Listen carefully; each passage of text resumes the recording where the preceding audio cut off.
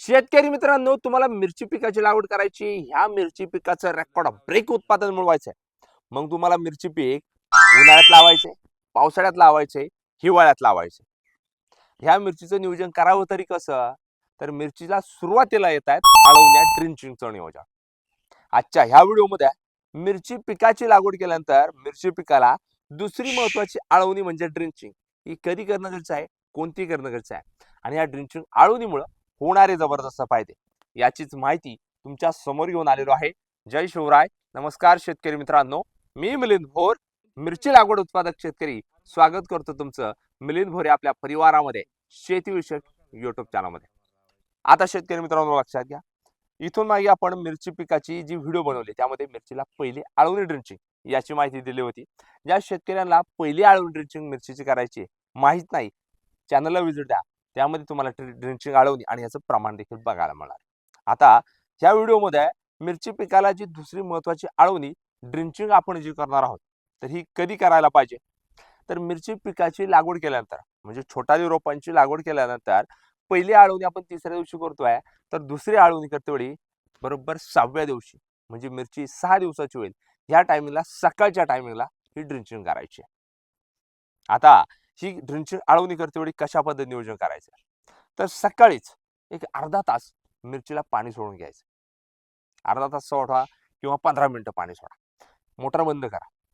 त्यानंतर एक 200 लिटरचं बॅरल यामध्ये आणायचं आपल्याला. 200 लिटरचं बॅरल घ्या. यामध्ये 200 लिटर पाणी घ्या आणि याच्यामध्ये काय घ्यायचं माहिती का? आपल्याला घ्यायचे 1448 कॉम्पोचंच खत हे घ्या. आणि या सोबत आपल्याला घ्यायचे ऑर्गॅनिक कार्बन. आता हे घेते वेळी मार्केटमध्ये भरपूर सारी, पण स्वस्त कोणतं मिळेल? तर सिबॉन.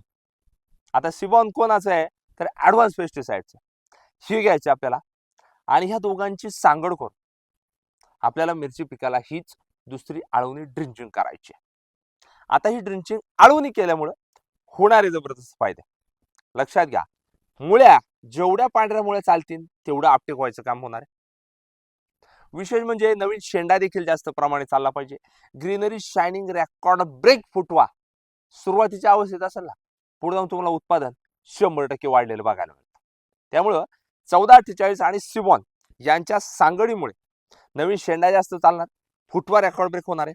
ऑर्गॅनिक कार्बनमुळे पांढऱ्या मुळ्या जास्त चालणार आहे, आपटेक व्हायचं काम होणार आहे, जमीनही भुसभुशीत राहणार आहे, मातीचाही पोत सुधारणार आहे.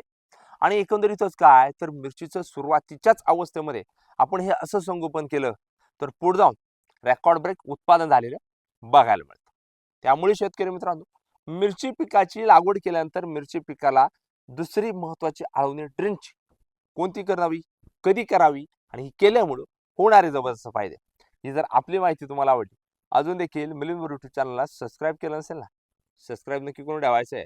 समोरील घंटावाला ठेवण्याचा प्रयत्न करायचा आहे. मात्र तुम्ही आपली ही व्हिडिओ कुठून, कोणत्या तालुक्यातून, जिल्ह्यातून, गावातून पाहताना कमेंट्स लवकरात लवकर करायची.